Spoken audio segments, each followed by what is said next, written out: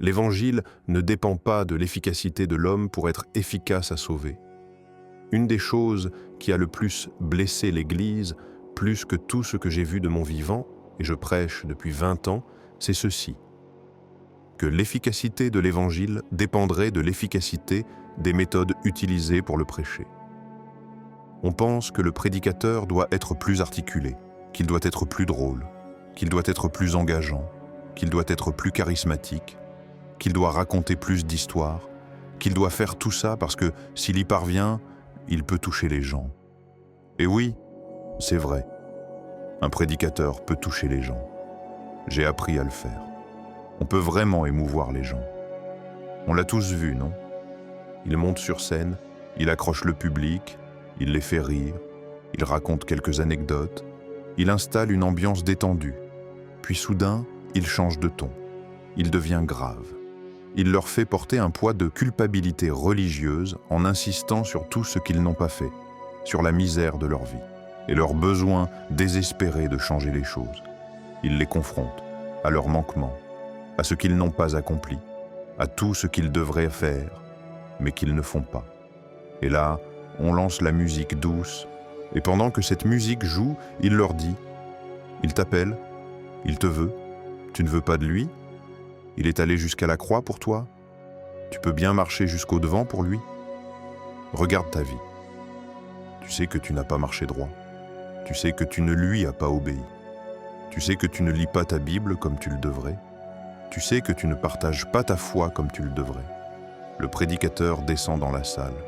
Les gens commencent à avancer.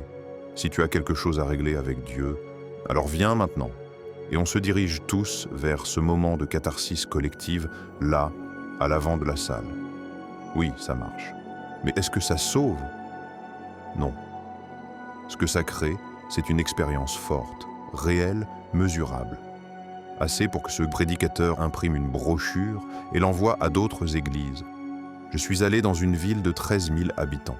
On a eu 15 000 décisions pour Christ. Invitez-moi chez vous et on pourra faire pareil.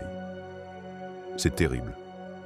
Et voilà comment on a commencé à mesurer les hommes non plus par leur fidélité, mais par leur succès apparent. C'est pour ça qu'on peut voir un homme avec une immense église prêcher l'hérésie, et personne n'ose dire qu'il est hérétique. Pourquoi? Parce que son église grandit, et donc on suppose que c'est Dieu.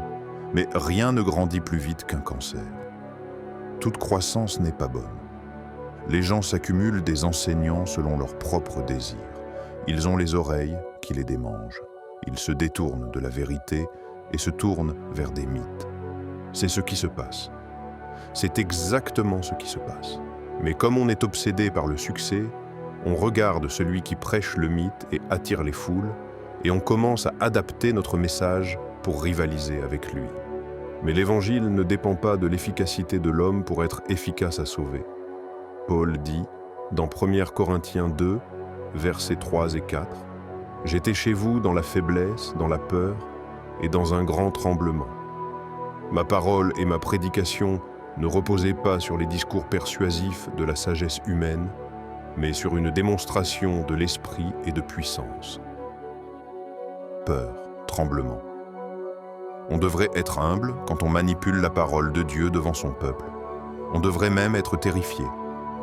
Efforce-toi de te présenter devant Dieu comme un homme éprouvé, un ouvrier qui n'a point à rougir, qui dispense droitement la parole de la vérité.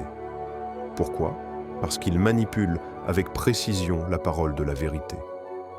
En d'autres termes, si tu ne le fais pas, tu devrais en avoir honte. Cela devrait nous humilier.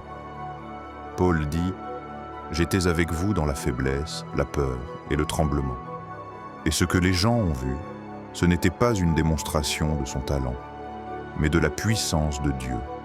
C'est pour ça qu'il peut dire, dans Romains 1, « Je n'ai pas honte de l'Évangile. C'est la puissance de Dieu pour le salut de quiconque croit, du juif d'abord, mais aussi du grec. » L'Évangile est la puissance de Dieu pour le salut. Le message, pas le messager. On comprenait ça autrefois. La mission, c'était aller quelque part, apprendre la langue des gens et leur traduire les Écritures, parce qu'on croyait que ce dont ils avaient besoin, c'était la Bible. Mais aujourd'hui, on va dans les endroits et on apprend à se connecter avec les gens. Parce qu'on pense que ce dont ils ont besoin, c'est de nous. Non. C'est l'Évangile qui sauve, pas nous.